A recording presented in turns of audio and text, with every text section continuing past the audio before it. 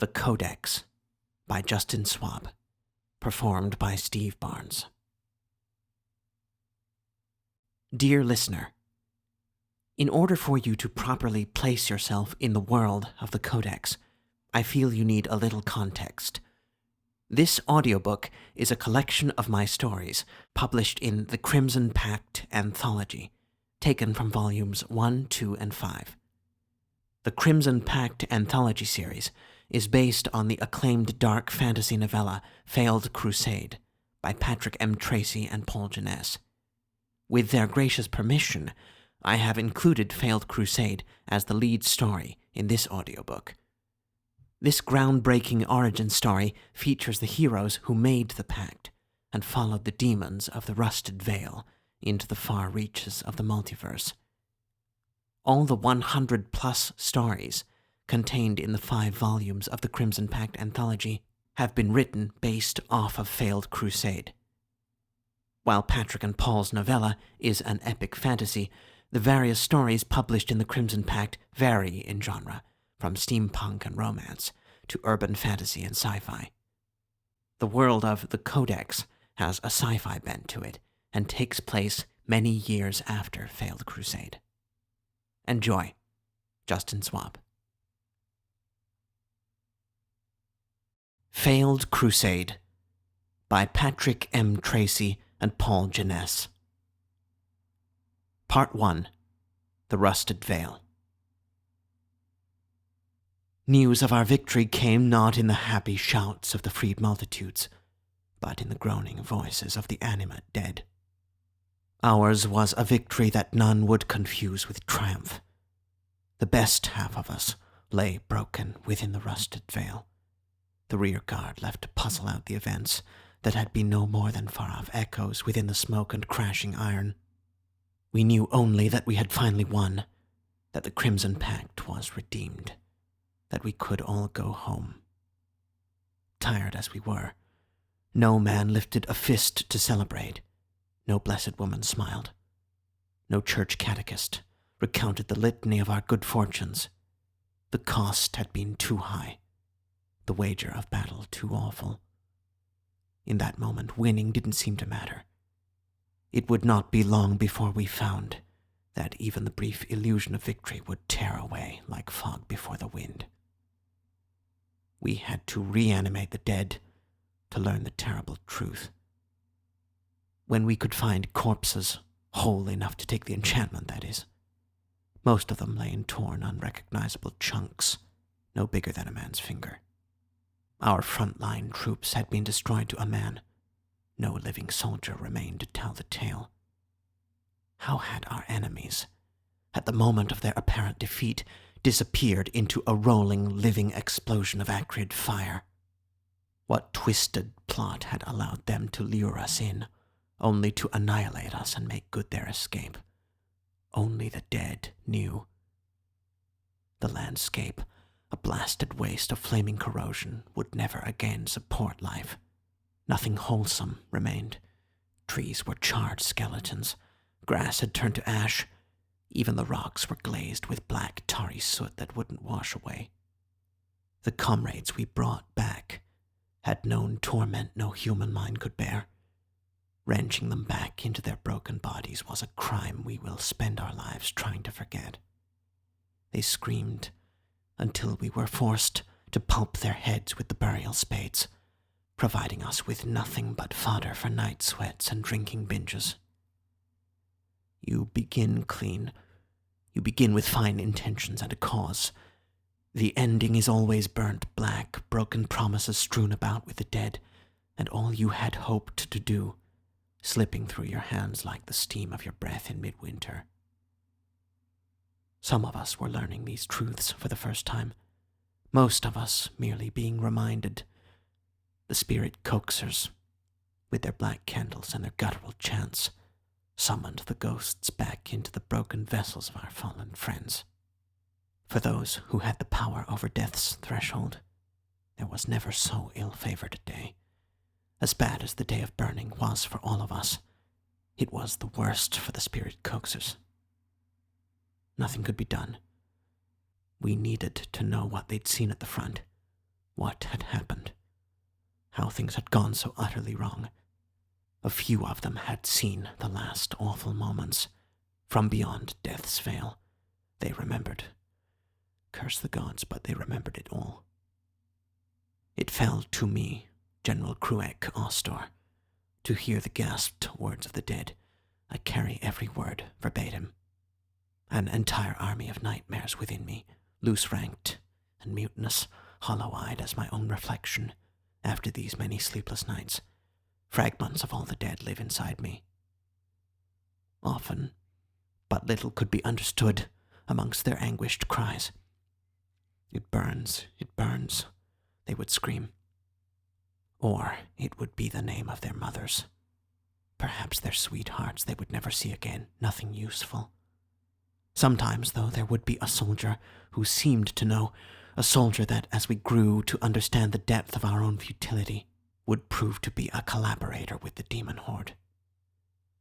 The most enlightening account came from a catechist who had once been a scholar, historian, and poet. I have collected all of his written works, but none more important than this. His insistence on being with the frontline soldiers to record the events of what was to be our final victory led to his doom. It was a doom he chose for himself, I believe. He knew what was coming, and welcomed his own destruction. The mad proclamation from his tormented ghost will become his most enduring poem, and must never be forgotten. From out of the dark, from whence no light could hope to escape, the demons yelled out, not in defeat, but mirth.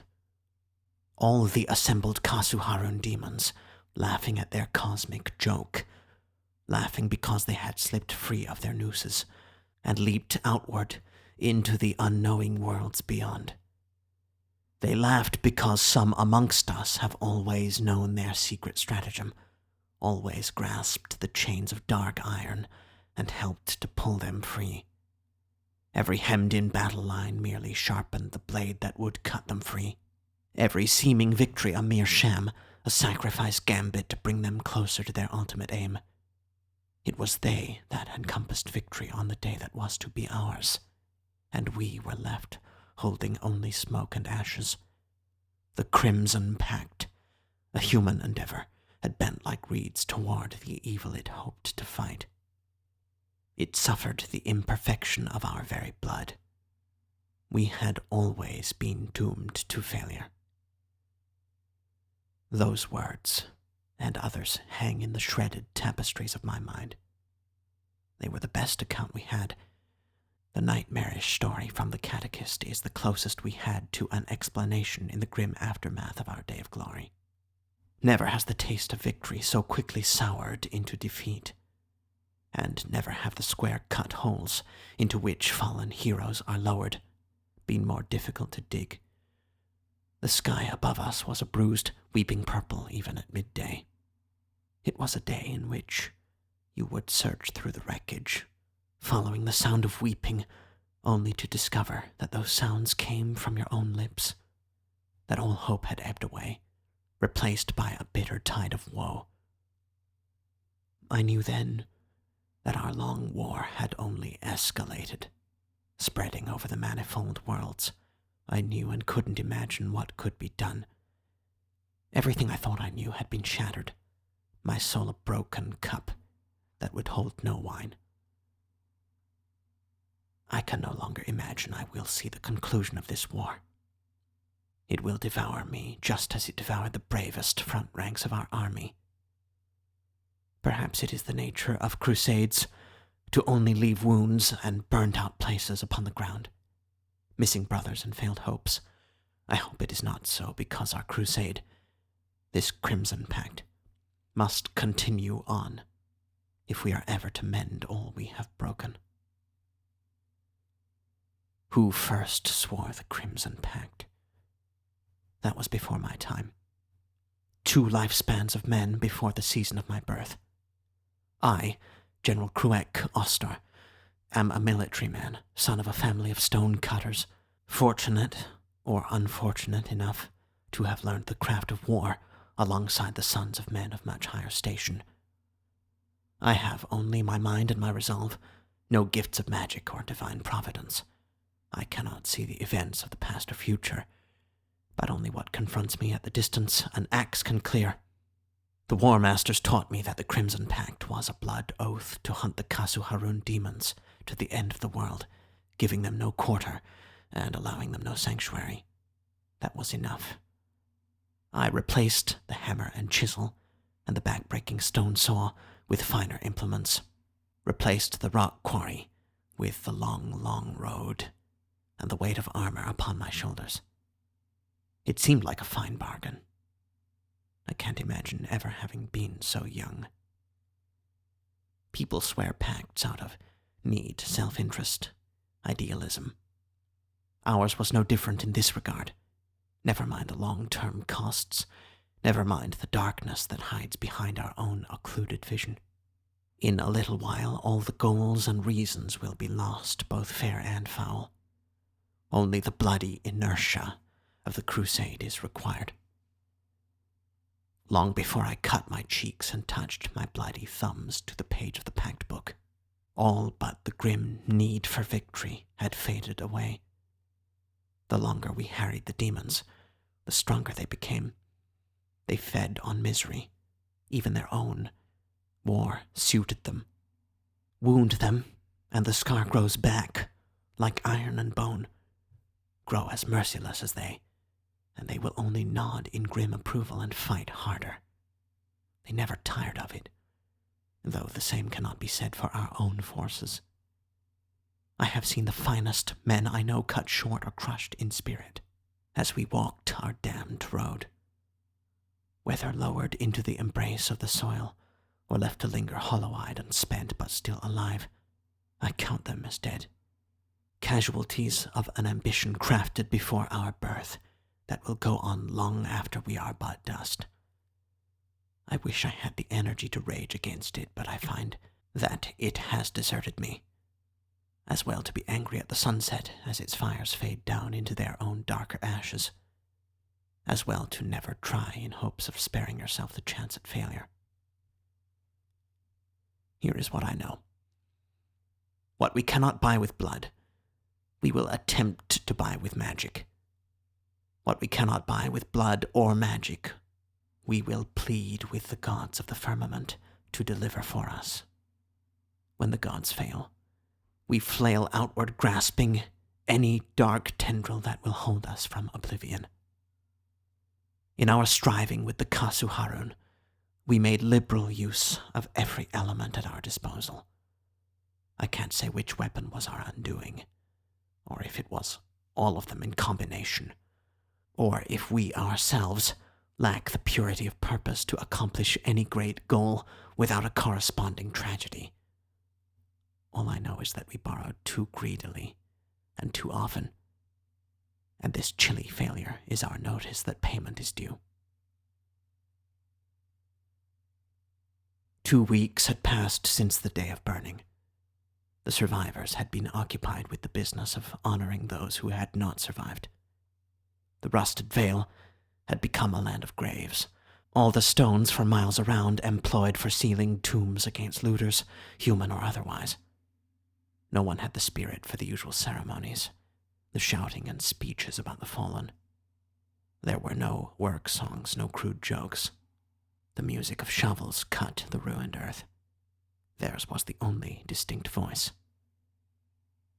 I sat on the ground, ash in my hair, blood dried on my face, knowing that I would never again be clean. My 2 captains, Bandarin and Kalamat, sat with me. Kalamat looked about like a man whose dinner disagrees with him, but is afraid to speak to the cook. Bandarin evinced as much discomfort and sadness as his heroic features allowed. At last, the conversation we all dreaded came to pass. "The men want to go home, sir. They've had a bellyful. These last days it's been undertaker's work, not soldiering. The demons are gone, and I don't see what more we can do. It's past beyond what we can hope to change," Kalamat said. "That is the way their thoughts run?" I asked. "Some of 'em, yes. Some's of the notion that it ain't over, but that's the minority. You'll need to talk to him and give him some reasons to keep hoping. What do you think, Carl? Do you think such reasons exist? Under that purple sky, the talk of courage and continuance seemed just a charade, made asinine by the foul breath we used to push it from our lips.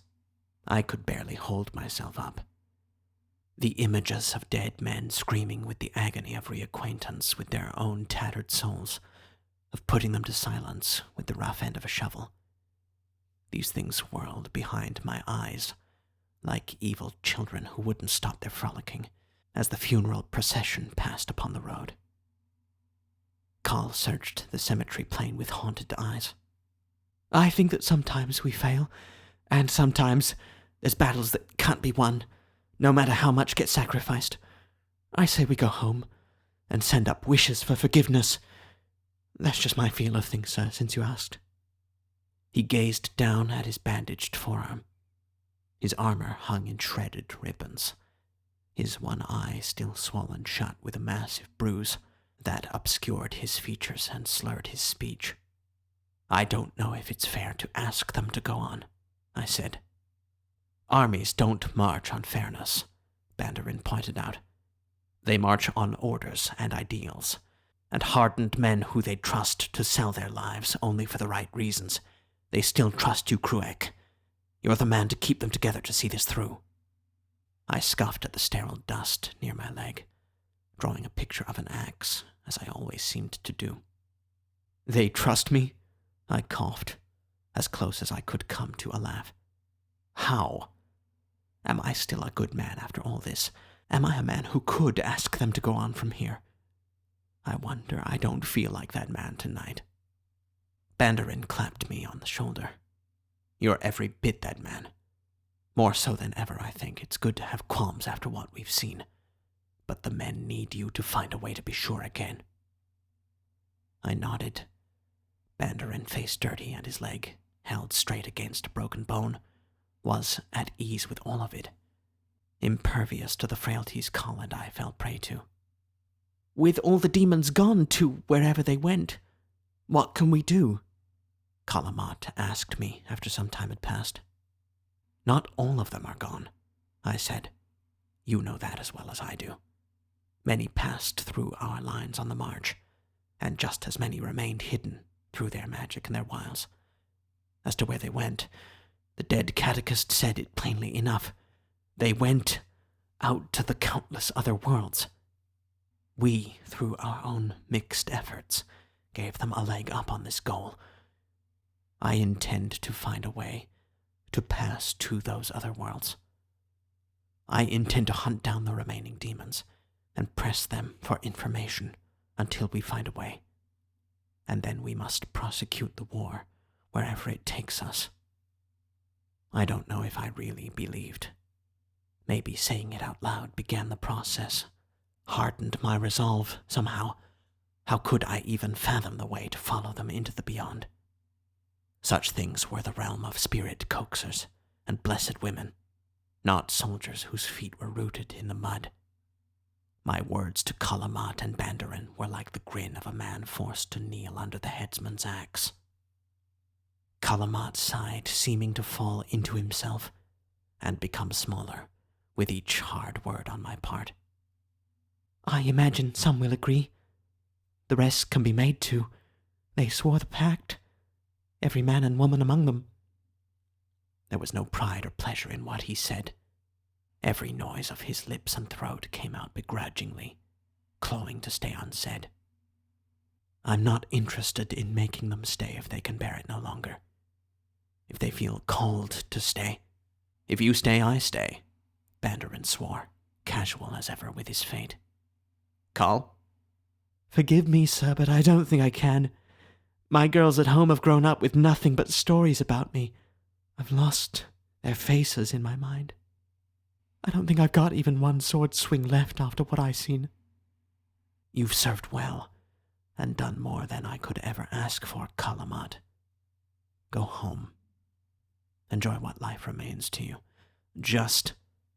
I put my scarred fist against his heart. Stay for another few days, and I'll never call upon you again. He lowered his head. "Thank you, General." I rose and helped the hobbled Mandarin to his feet. We would have a long night of planning. We gathered them together that next morning, such a legion as we still had at our disposal. I climbed atop a lectern made from the wreckage of wagons and addressed them. "I know you men have been tested to the utmost of late. We have all come near to despair, and had our moments when we thought we could go on no longer. What we have seen here in the Rusted Vale has been the cruelest trial yet. None of us stand here who have not lost those dearest to us, and bits of our spirit with those passings. It appears that we have come to the end of a campaign only to find that the march has only begun. The Kasu Harun have escaped us, yes, but we swore a vow that does not end with the disappearance of our quarry. There are yet demons abroad in our lands. In their damned brains, the secrets of our betrayal fester. I mean to chase every one of them to ground and know these secrets. We'll find a way to complete all we've sworn to do. I know you men, and I know that you don't want to end things with the bitter taste of smoke in your mouths. I won't order you to continue. Each must search his heart for the will to keep going. It can't be enforced. If you have it within you to follow me, we'll march 2 days hence. Those who can't bear another day can report to Captain Kalamat and march for your homes. No less will be thought of you." "So we can go?" A question flew up from the ranks. "I would ask you to stay, but I wouldn't demand it from you. Examine your feelings about the pact, and let that steer you," I answered, despite my hope to refrain from holding the pact above their heads. I'd done just that. Every day we find new ways to diminish ourselves from what we hoped to be as children. "For me, there ain't nothing to go back to," another voice spoke. More than a few murmured in assent with this. "I'll keep on, if only to honor those we put down in the soil, my only friends." I could only bow toward the sound of that voice. It had gone beyond any words of mine by then. Nothing I had said really made a difference, or said more than that soldier, whose identity I have never learned. As they chose, they stayed or left. Perhaps 4 in 10 remained true to the cause. It seemed twice as many as I'd hoped for. With that, we broke into shards. I wonder if it was no less brave to give up on that day. For the rest, we went on, weighed down by the dross of our shame.